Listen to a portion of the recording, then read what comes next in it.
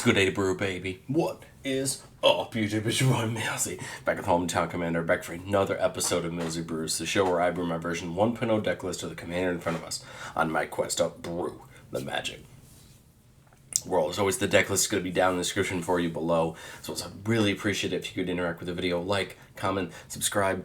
Check out those links down in the description. I really appreciate it. But today we're covering the second rat commander that Bloomberg has given us. We covered Vren on the channel last week, and today we're looking at Wick, the Whorled Mine.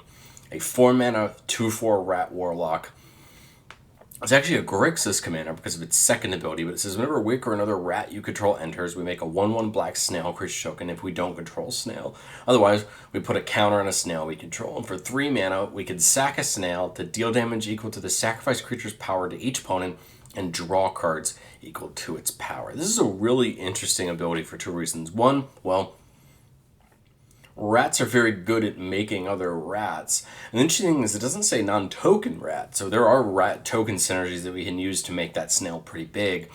And two, the fact that it deals the damage and draws the cards is kind of interesting and something we can take advantage of. Yes, we're going to draw a bunch of cards, hopefully, and kind of use this play pattern. We're playing a bunch of rats and emptying out our hand and using the snail to get our hand back up. We also just try to make the snails big as we can and try to knock people out that way. There's a lot of ways we can look at it, but basically we're just going to talk about how we're going to use rats to make those snails bigger. Obviously, we're always going to know that we can get rid of those snails to draw cards. And we'll talk about what we can do to get stuck in. I want to let you know that before we get into the video that this is a rat colony deck. I think rat colony is one of the easiest ways to take this deck in a way that's going to make it mana efficient to get a bunch of rats out. And then those rats are going to be threat in their own because, of course, rat now like colony get huge. I just say that before we start so we're all aware of what we're trying to do, and we'll cover it when we get there. As far as our rats go, there's pretty much only a handful of rats in this deck that aren't rat colony, but they're here for a certain reason. Ashcoat is probably one of the single best rats we can take advantage of for two reasons. Whenever an attacker blocks, other rats we control get +X/+X till in turn where X is the number of rats we control. This is a great ability because this means that our rats, especially the ones that already get a buff for how many rats we have, are just going to get even bigger. At the beginning of our end step, we can mill 4, and if we do, we return 2 rats from our graveyard back to our hand. Kind of an interesting ability, can get some of the rats back if they die. Karamonics may look odd, having Toxic 1 and giving all of our other rats Toxic 1, but it's here so that if we go wide, we can still threaten our opponent by them needing to block our rats, otherwise they can get poison countered out. It says when it comes in, we look at the top 5, reveal any number of rats, and put them into our hand and put the rest on the bottom. So we just get some of those rats in our hand so we can play them. Pack Rat's kind of a fun rat. Star, where star's the number of rats we control. We can pay 3 to pitch a card to make a copy of Pack Rat. So that's kind of fun if we have a bunch of lands in our hand or cards we don't really want or need. Pitch them, make another Pack Rat token, and they can start swarming. We have Persistent Marsh Stalker, a 3/1 for 2. This is it gets +1/+0 for each other rat you control. So a very similar ability to Rat Colony, just to the right of it. But it has a threshold ability. If we were to attack with 1 or more rats, if there's 7 or more cards in our graveyard, we can pay 3 mana and bring it back, tapped and attacking. But Rat Colony is the main card in our deck. We're playing 24 of them. It gets +1/+0 for each other rat you control, and we can have as many as we want in the deck, and they are 2 mana. The goal is to dump as many Rat Colonies as we can on the battlefield. They're huge. They're going to be tough to deal with, and they're going to trigger Wick every time.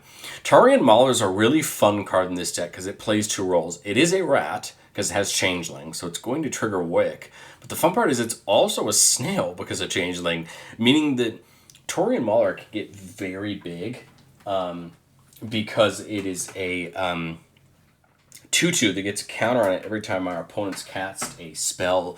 So what probably is going to happen most of the time with Taurean Mauler is it's just going to get massive and be a threat to our opponents to get it off the battlefield before we can sacrifice it Wick and deal massive damage. That was our way to make just rats in general, but how can we make more rats? Well, Marrow Gnar is probably my favorite way in the deck to do it. It gives all rats fear, meaning they cannot be blocked except by other black creatures or by artifact creatures. And then we can sack a rat to make X rats, where X is the number of rats we control. So basically, sacrifice a rat colony to Marrow Gnar, make a bunch more rats, and now all of our rats get bigger with some of these other effects we have. Piper of the Swarm is giving all of our rats menace. We can pay 2 into it to tap it to make a rat, and then we can sack 3 rats to gain control of a creature, which isn't a bad ability. And then Vren that we covered last week fits great in here. But a creature opponent controls would die, we exile it instead. And at the beginning of each end step, we make X1/1 rats with that get a buff, where X is the number of creatures your opponents control that were exiled this turn. So a great ability that can make us some of those 1/1 rats. And then we get into the non-creature stuff, things like Kindred Charge. Choose a creature type. For each creature you control that type, make a copy of them. The copies get haste, and we exile them at the beginning of the next end step. This is a great way to just say we have 4 or 5 rat colonies, and now we have 10 of them, and they come in with haste, and they're going to hit really hard. Mana Echoes is a really fun card for this deck, because we're going to come in, choose rats. Whenever a non-token rat comes in, we get a copy of it that gets haste, and it goes away at the end of the turn. This is great for rat colony, because if I have 4 or 5 rat colonies out, I make a copy of it. That's coming in as a huge rat that can attack right away and force our opponent to block it or take a big chunk of damage. And then Reflection of the Lit Jar is just going to copy up on each of those rat colonies, making sure we're getting 2 of them instead of just 1. And that's just going to make each of those colonies more and more better. But as far as getting stuck in goes, at the end of the day, that's what we need to do. We have Wick to kind of deal that damage, but at the end of the day, we need to get it in combat. And that's what the rat colonies are so good at. There's some cheeky ways we can do that. Valley Rockcaller, whenever it attacks, each opponent loses X life. When we gain X life, where X is the number of other squirrels, bats, lizards, or rats you control. So it's going to lose X, gain X, where X is the number of rats we control. It is the only squirrel in the list, but we don't really care about that. We really care about its ability when it attacks. Tainted Strike is kind of cheeky. It gives a creature +1/+0 infect until end of turn. The reason I think Tainted Strike is so important in this deck is they're going to come a point where our rat colonies are at 10 or more power. And a player loses the game if they have 10 or more poison counters. So what we're looking to do at that point, if we have a Tainted Strike in hand, is to take an attack at a player where they're not going to be able to block one of the rat colonies and just Tainted Strike it in response to knock them out of the game right away. That's going to be really helpful, and it's going to force the other opponents to deal with it, and that could potentially take our best person that we need to hit out of the game, or help take one person out of the game to make it easier otherwise. Patchwork Banner is a mana rock that just makes all rats have +1/+1. I like this because then it makes our rat colonies a 3/2 base instead of a 2/1 base, which is going to make them just slightly harder to block. I mean, they're still going to be very easy to chump block, potentially, but the difference is that 1 mana, that 1 toughness could be the difference between somebody just blocking out with 1/1 tokens and actually having to double block with 1/1 tokens in order to deal with it. Phoresis, right, we have to enchant at instant speed, but if we have things like Maronar or anything else giving them some evasion, well, then we know they're going to hit in, and we can hit in with Infect. Rising of the Day, just to give everything haste. That way, no matter what comes in, it's going to have haste to be ready to attack and give all our legendary creatures a little buff. And then Shared Animosity, whenever a creature attacks, gets +1/+0 until end of turn for each attacking creature that shares a type with it, is going to get massive when it comes to Rat Colony and all these rats we have laying around, and mean that unless our opponents has enough creatures to block, they should hopefully be taking massive damage just by giving up 1 or 2 rats along the way. I know that doesn't seem like a lot of explanation, but the truth is the deck is really revolved around just getting as many rats out as we can.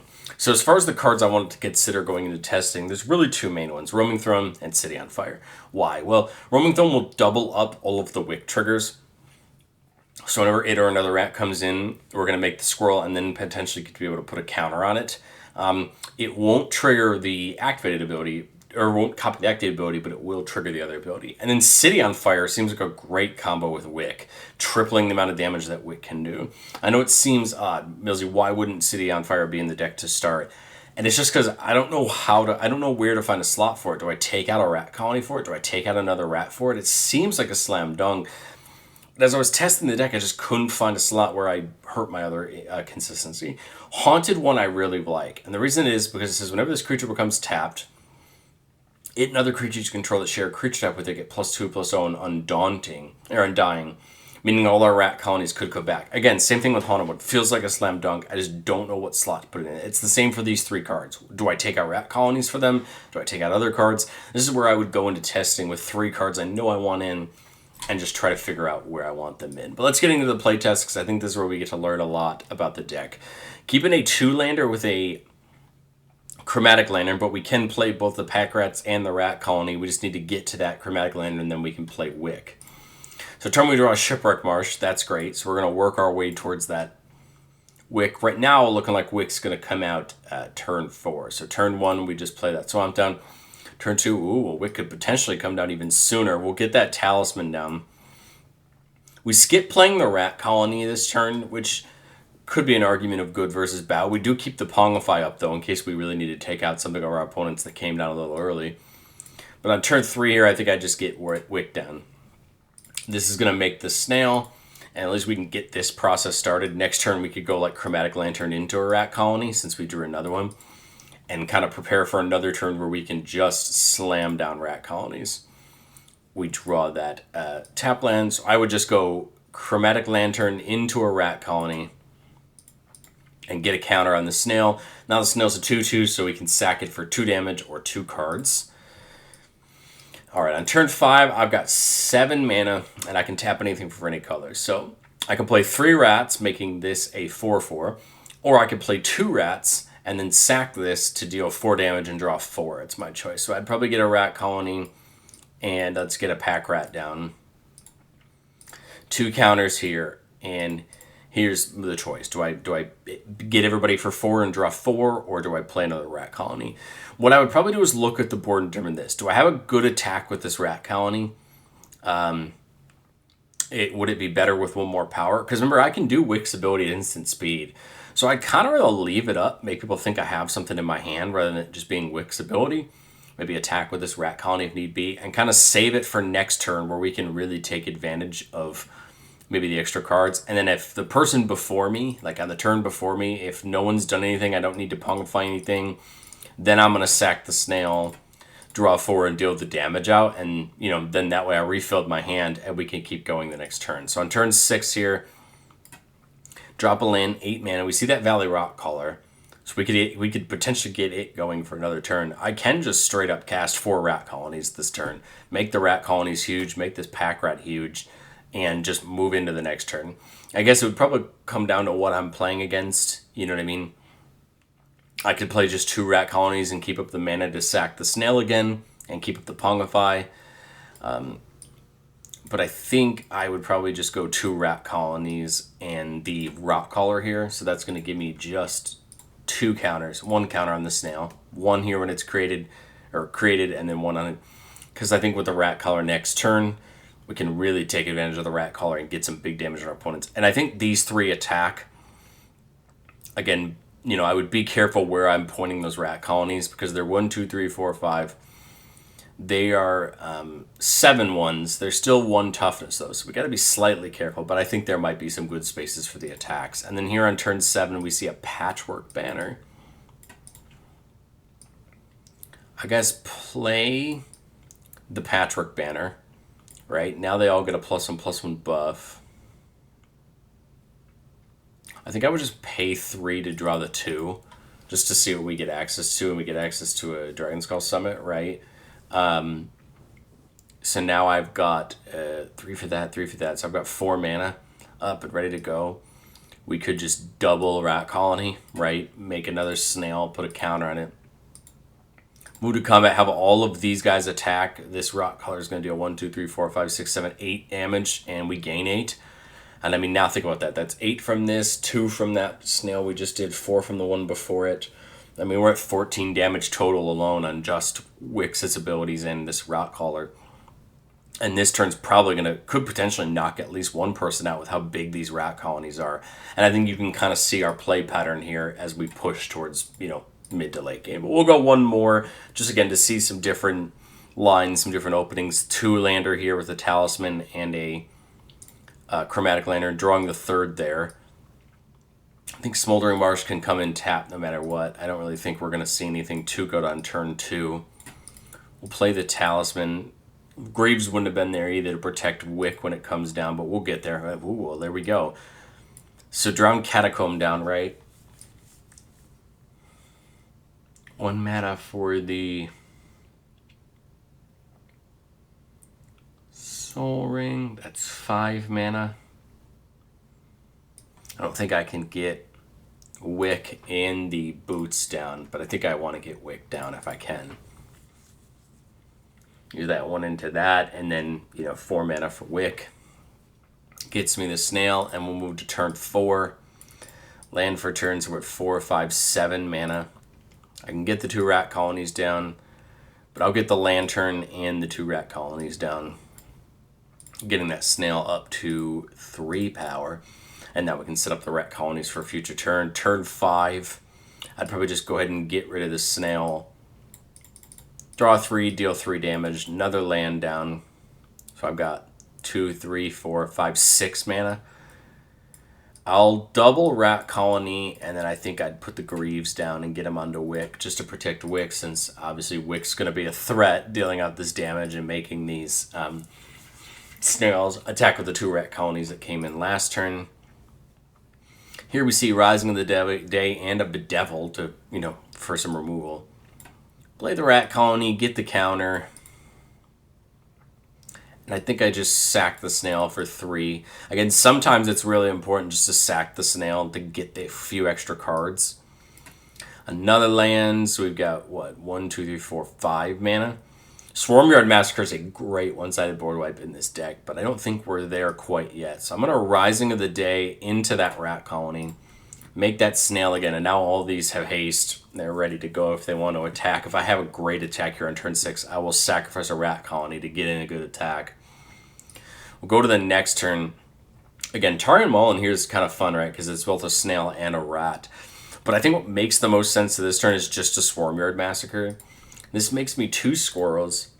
And then everybody's going to get minus 1, 2, 3, 4, 5, 6, 7, 8, 9. Every non-squirrel creature, squirrel, rat, spider, or insect is going to get minus 9, minus 9. I can get rid of the snail in response, to draw a card if I want to. It probably is worth the mana just to get the value out of it. And now each of these rats is a 8-1. My opponent's boards are probably completely gone. 8, 16, 24, 32. There's one, and, knock at least one person out, maybe knock another person out, depending on how last turn went. And I think you can just kind of see the rat colonies are just so good at what they do, growing right for the more rats you have, and just becoming a menace for your opponents to deal with. Again, when we can get the Marinars and the Fears out of there, I think in the menace it gets even better. But otherwise, the rat colonies just become a massive threat that your opponents have to deal with. So let me know, what do you think of Wick down in the comment section below. I really like this deck. I'm actually going to try this one out for myself and see what I think, make some changes to it, and maybe I'll hit the rotation. Who knows?